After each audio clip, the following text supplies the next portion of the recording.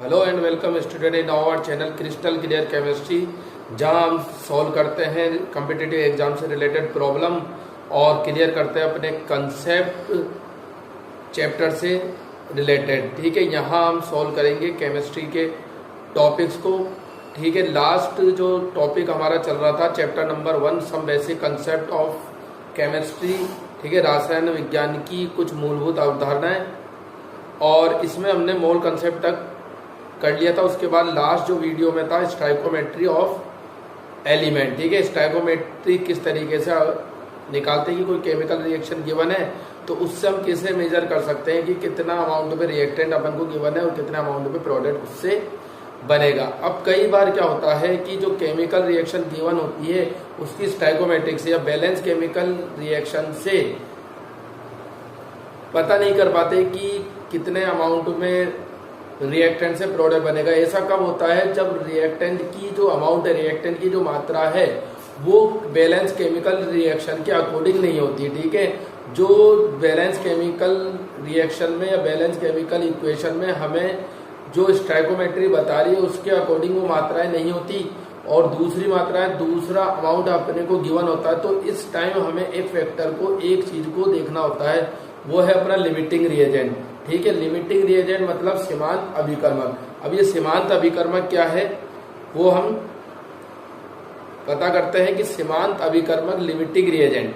ठीक है, जैसे नाम से ही पता चल रहा है लिमिटिंग रिएजेंट मतलब ये कुछ क्या है, ऐसा सब्सटेंस है जो लिमिट में है। ठीक है, बिल्कुल सही है। ठीक है, ये ऐसा सब्सटेंस होता है, मतलब ये रिएक्शन में, केमिकल रिएक्शन में, रासायनिक अभिक्रिया में उपस्थित ऐसा अभिकारक या अपन कह सकते हैं रिएक्टेंट होता है जो कम मात्रा में उपस्थित होता है अभिक्रिया में, और ये अभिक्रिया में पहले खत्म होता है। ठीक है ना, सर्वप्रथम ये खत्म हो जाता है, ये कंप्लीट हो जाता है, और उसके बाद जो है अभिक्रिया, जो केमिकल रिएक्शन है वो क्या हो जाती है, रुक जाती है। ठीक है, that's why it is called limiting reagent. इसलिए हम इसे क्या कहते हैं, लिमिटिंग रिएजेंट, सीमांत अभिकर्मक। तो अपन कह सकते हैं सब्सटेंस और any reactant which destroy first in chemical reaction, after this chemical reaction can't proceed forward। मतलब इसके बाद जो केमिकल रिएक्शन है, रासायनिक जो अभिक्रिया है वो आगे प्रोसीड नहीं होती है। ठीक है, तो सीमांत अभिकर्मक आपको समझ में आ गया वो, इट इज क्लियर कि सीमांत अभिकर्मक है क्या। ठीक है, सीमांत अभिकर्मक किसे कहते हैं या लिमिटिंग रिएजेंट किसे कहते हैं। ठीक है, तो अभिक्रिया में उपस्थित ऐसा पदार्थ या ऐसा अभिकारक जो अभिक्रिया में क्या हो जाता है, पहले खत्म हो जाता है, वो अपना क्या कहलाता है, सीमांत अभिकर्मक कहलाता है। ठीक है, ठीक है, let's start with some example related to limiting reagent. ठीक है, तो लिमिटिंग रिएजेंट सीमांत अभिकर्मक से रिलेटेड कुछ एग्जांपल, कुछ क्वेश्चन अपन सोल्व करते हैं जिससे हमें सीमांत अभिकर्मक लिमिटिंग रिएजेंट का कंसेप्ट और ज्यादा क्लियर होगा। ठीक है, तो लिखिए क्वेश्चन, किसी अभिक्रिया A+B2 gives AB2। कोई अभिक्रिया है जिसमें अभिकारक क्या है, A+B2 gives AB2। ये अपनी क्या है, अभिक्रिया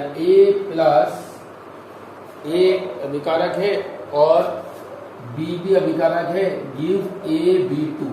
ठीक है, ये केमिकल रिएक्शन है। अब इसके बेस पर अलग अलग इन्होंने क्वेश्चन पुटअप अपन से किए हैं। फर्स्ट ये पूछ रहा है ए के 300 मोल और बी के 200 अणु, ए के 300 परमाणु, सॉरी मोल ये क्या है, परमाणु, ए के 300 परमाणु मतलब 300 एटम ऑफ ए, और बी के 200 अणु है। ठीक है, प्लस बी के 200 अणु है, 200 एटम ऑफ बी। अब इन दोनों में से अपने को पता लगाना है कि लिमिटिंग एजेंट कौन सा है, सीमांत अभिकर्मक इनमें से कौन सा होगा। ठीक है, 300 atom of A and 200 atom of B. ठीक है, तो ये अब अपन सॉल्व करते हैं। ठीक है, अब अभिक्रिया के अनुसार क्या है, जो ए का 1 मोल है वो बी के 1 मोल से क्रिया कर रहा है, तो इसका मतलब 200 अणु, मतलब 200 अणु से क्रिया कर रहा है बेटा। ठीक है, यहाँ बी के 200 अणु और ए के कितने अणु हैं? 300 अणु ए के इसमें उपस्थित हैं। ठीक है, तो इसमें ए के इसका मतलब हो गया बी के जो 200 परमाणु 200 अणु हैं वो ए के 200 परमाणु से अभिक्रिया करेंगे, क्योंकि एक मोल क्या कर रहा है? एक मोल से ही अभिक्रिया इसमें ए का एक मोल और बी के एक मोल से अभिक्रिया कर रहा, मतलब ए का एक परमाणु बी के एक अणु से अभिक्रिया कर रहा है। तो बी के कितने अणु हैं? वैसे ही समझ लीजिए, इसे डायरेक्ट अपना आंसर ही निकाल लेंगे। ठीक है, तो बी के 200 अणु हैं तो ए के भी 200 क्या होंगे? परमाणु होंगे। तो इसका मतलब ए के 100 परमाणु शेष रह जाएंगे। तो बी क्या होगा? या बी सीमांत अभिकर्मक होगा। बी क्या होगा? सीमांत अभिकर्मक। ठीक है, अब दूसरा इसी पे पुट करा, 2 मोल ए के और 3 मोल बी के। ठीक है, 2 मोल ए के हैं और बी के कितने मोल हैं? बी के भी 2 मोल हैं। ठीक है,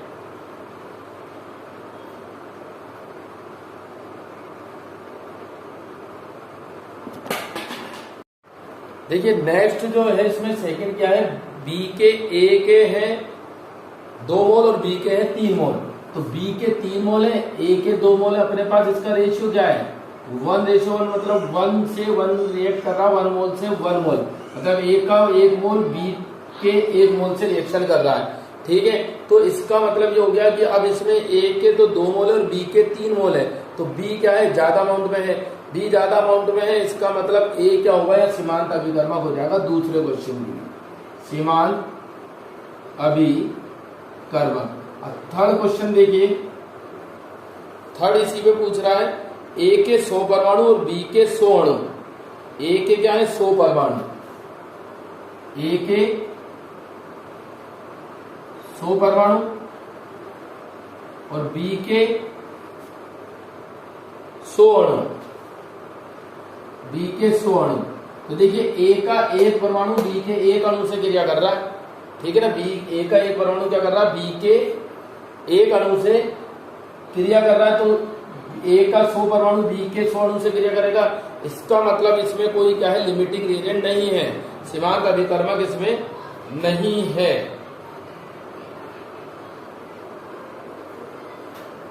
तो यहां क्या लिख देंगे? कोई सीमांत अभिकर्मक नहीं है इस कंडीशन में। ठीक है, अब नेक्स्ट देखिए, नेक्स्ट क्या है? 4। ठीक है, फोर्थ अपना है ए के 5 मोल बी के 2.5 मोल। ए के कितने हैं? ए के 5 mole, 5 mole of A, 2.5 mole of B. B के 2.5 मोल है और ए के 5 मोल है। ठीक है, तो किसके मोल ज्यादा है? ए के मोल ज्यादा है। इसका मतलब बी क्या हो जाएगा? सीमांत अभिकर्मक। बी क्या हो जाएगा?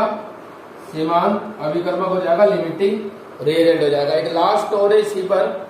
ठीक है, बी ए के 2.5 मोल और बी के 5 मोल, ये अपोजिट कर दिया इसमें फिफ्थ वाले में। ए के 2.5 मोल है और बी के 5 मोल है। तो इसका मतलब बी ज्यादा है तो ए सीमांत अभिकर्मक हो जाएगा उस कंडीशन में। ठीक है,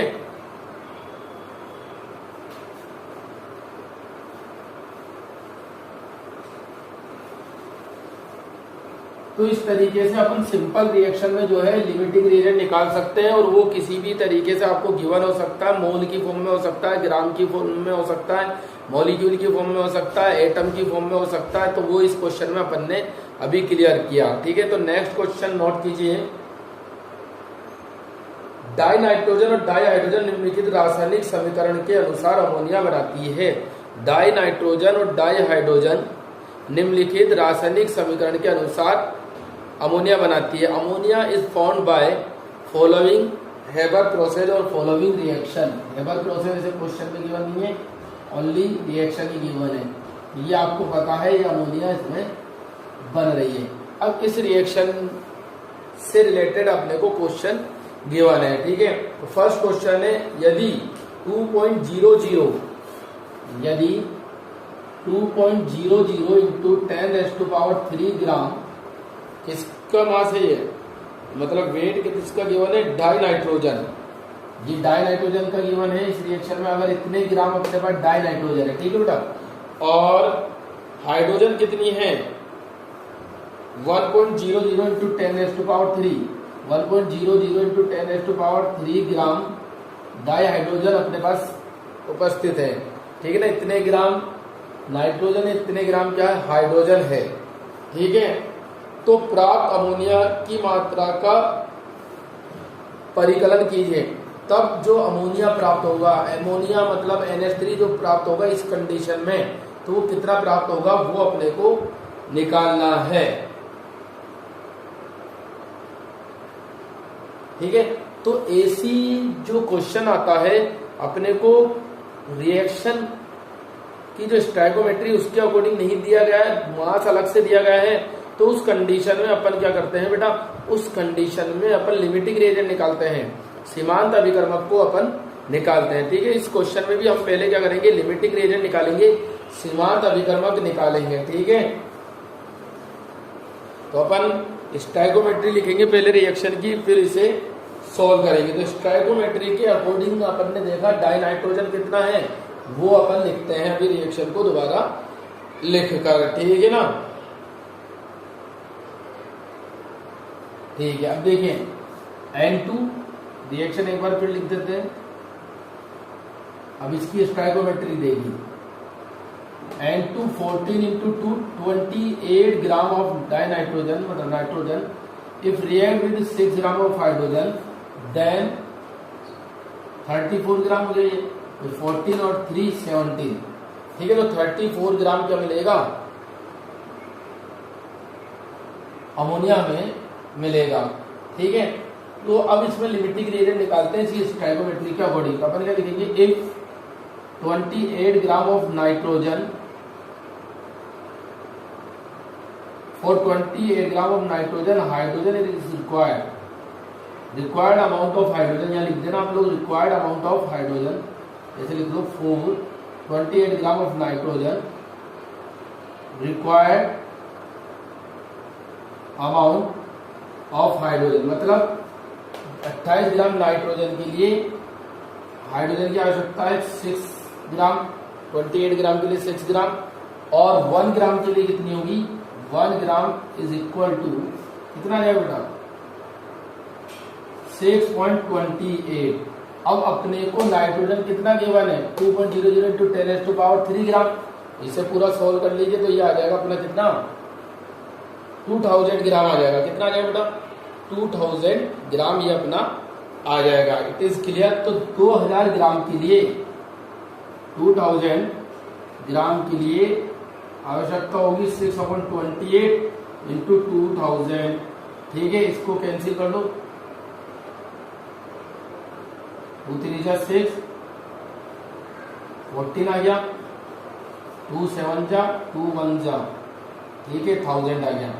3000 डिवाइडेड बाय 7, ठीक है। 3000 को अपन क्या करते हैं 7 से जो है वो डिवाइड कर देंगे, ठीक है। तो ये अपना अप्रोक्स आ जाएगा 428.6 ग्राम, ठीक है। इतना ही अपना आंसर आ जाएगा, कितने ग्राम, ठीक है। अब देखो इधर कितने ग्राम की आवश्यकता है अपने को हाइड्रोजन के 428.6, और हाइड्रोजन या गिवन कितनी है, हाइड्रोजन गिवन है 1000 ग्राम, मतलब हाइड्रोजन ज्यादा अमाउंट में। बेटा हाइड्रोजन ज्यादा अमाउंट में इसका मतलब नाइट्रोजन क्या हो जाएगा, लिमिटिंग रिएजेंट हो जाएगा। यहाँ पर को चाहिए कितनी हाइड्रोजन चाहिए, ओनली 428 ग्राम, ठीक है। कंटिन्यू करते हैं, यहां तक अपने कर लिया था कि 428 gram hydrogen is required for 2000 gram of nitrogen and given amount of hydrogen is 1000 gram is given, ठीक है। तो हाइड्रोजन क्या है ज्यादा अमाउंट में, इट मीन्स हाइड्रोजन क्या होगा शेष रह जाएगा, ये हाइड्रोजन रिमेनिंग रहेगा। इसका मतलब क्या है, इसका मतलब ये है कि नाइट्रोजन जो होगा वो कंप्लीट हो जाएगा, पूरा क्या हो जाएगा वो खत्म हो जाएगा, नष्ट हो जाएगा, डेस्ट्रॉय हो जाएगा। तो इसका मतलब डाई नाइट्रोजन जो है वो क्या है या लिमिटिंग रिएजेंट। तो अपन यहाँ लिख सकते हैं dinitrogen is the limiting reagent, nitrogen is limiting reagent in this case. ठीक है, अब डाइनाइट्रोजन के अकॉर्डिंग अपन देखेंगे कि किसका अमाउंट अपने को निकालना है। यहां तक नोट कर लीजिए।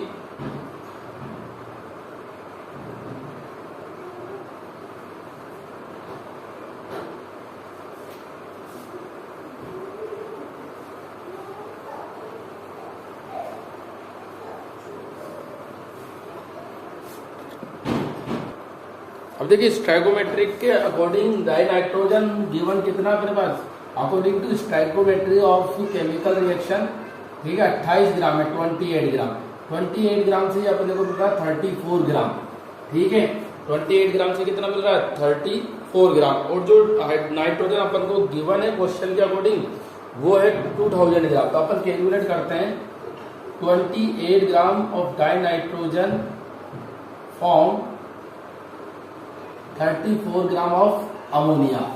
ठीक है, and if 1 gram of dinitrogen is given then amount of ammonia is 34 divided by 28। ये इंपॉर्टेंट मेथड है, यूनिट्रिक मेथड, इससे अपन चीजों को सॉल्व कर सकते हैं। अब 2000 ग्राम की 2000 ग्राम of dinitrogen gives 34 upon 28 into 2000। ठीक है, अब इसे सॉल्व करते हैं। 17 14 2 7 जा 2 1 जा 30। ठीक है, तो ये अपना आ जाएगा 17,000 अपॉन क्या 7, 17,000 अपॉन 7। तो इसे आप सोल्व करेंगे, 17,000 को अगर 7 से डिवाइड करेंगे देन अपना आ जाएगा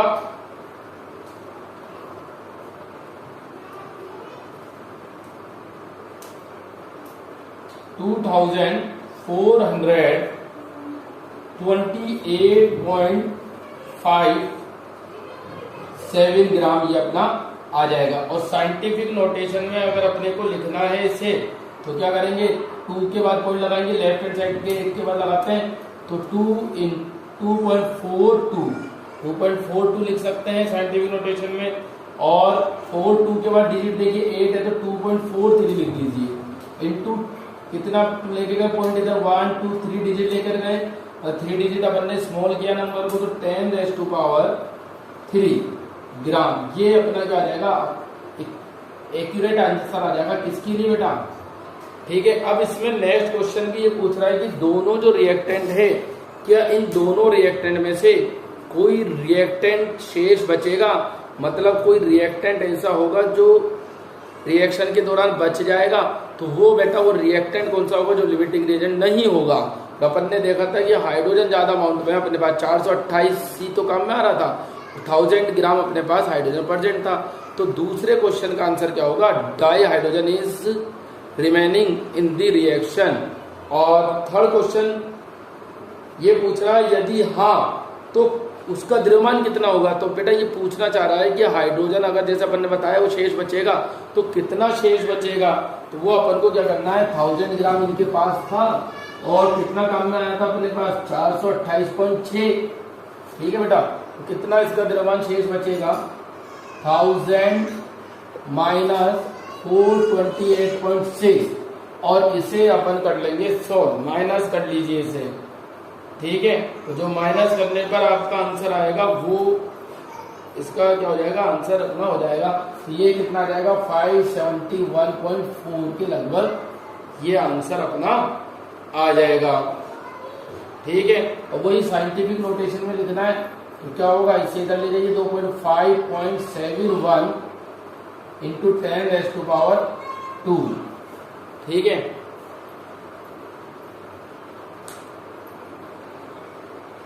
ठीक है, तो ये नोट कर लीजिए।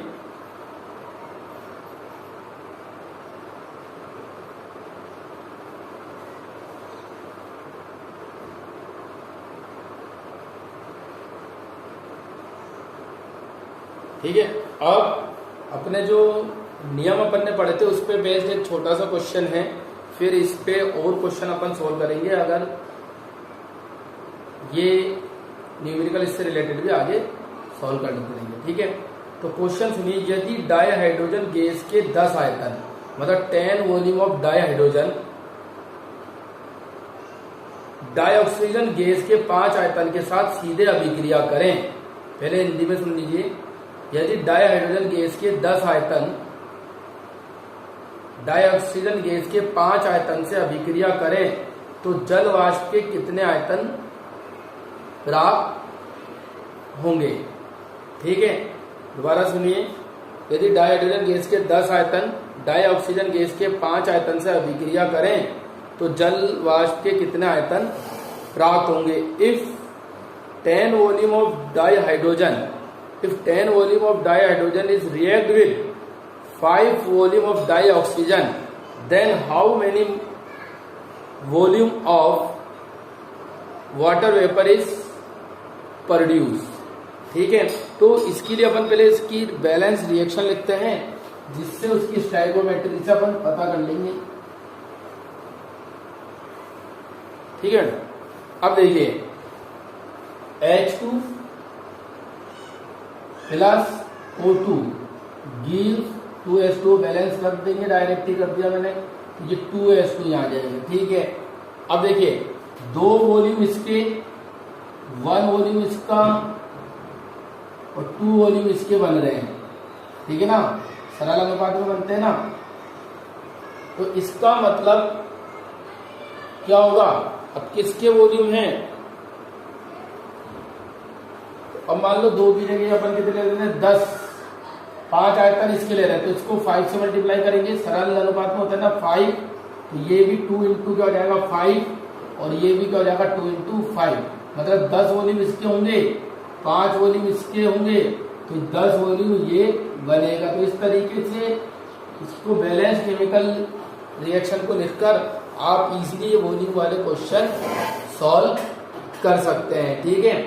तो नोट कर लीजिए, छोटा सा क्वेश्चन था, इंपॉर्टेंट क्वेश्चन था, ठीक है, और बहुत जल्दी इसका आंसर अपन निकाल सकते हैं by the stoichiometry of the chemical given chemical reaction, ठीक है। तो और भी न्यूमेरिकल हम करते रहेंगे, और इस चैप्टर के जो एनसीईआरटी में गिवन न्यूमेरिकल है वो और भी सॉल्व करेंगे, ठीक है।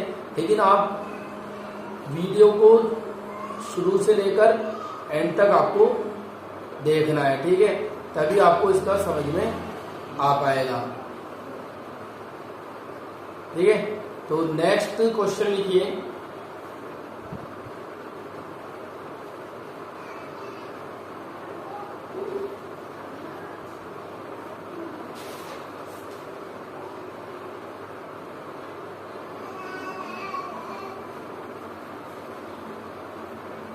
हाँ देखिए, इंपॉर्टेंट क्वेश्चन है ये। एक कार्बन 12 परमाणु का ग्राम में द्रव्यमान क्या होगा। एक कार्बन 12 परमाणु का ग्राम में द्रव्यमान क्या होगा, ठीक है। एक कार्बन एटम का मतलब one carbon atom, calculate mass of 1 carbon atom in gram, ये अपने को क्या करना है, सॉल्व करना है, ठीक है बेटा, ये अपने को क्या करना है, सॉल्व करना है। देखिए तो कैसे सॉल्व करेंगे। तो 1 मोल कार्बन परमाणु का द्रव्यमान कितना होता है, 1 मोल अगर कार्बन परमाणु है तो उनका द्रव्यमान कितना होगा, उनका द्रव्यमान होता है Na के जितना, ठीक है। तो 1 मोल कार्बन परमाणु का जो द्रव्यमान होता है वो होता है, सॉरी, 1 मोल कार्बन परमाणु का द्रव्यमान कितना होता है 12, मतलब 6.022 इंटू 10⁻23 जो एटम्स होंगे कार्बन के, उसका द्रव्यमान होगा 12।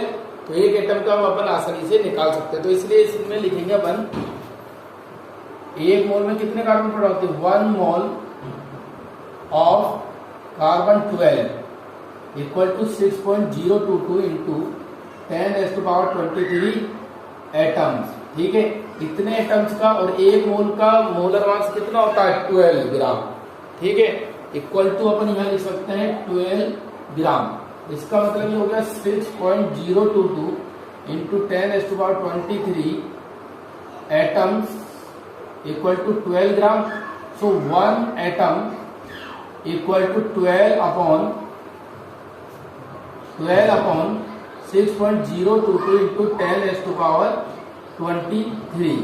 ठीक है, इसे सॉल्व करेंगे, पॉइंट हटा दीजिए, 1000 ऊपर लगा दीजिए, 12 इंटू 10⁻³ अपॉन 6022 इंटू 10⁻23।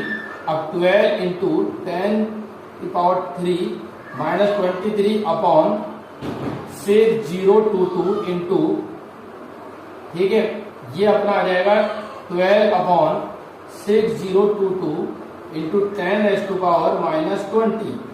ठीक है, तो अब 12 डिवाइडेड बाई क्या कर देंगे अपन 6022।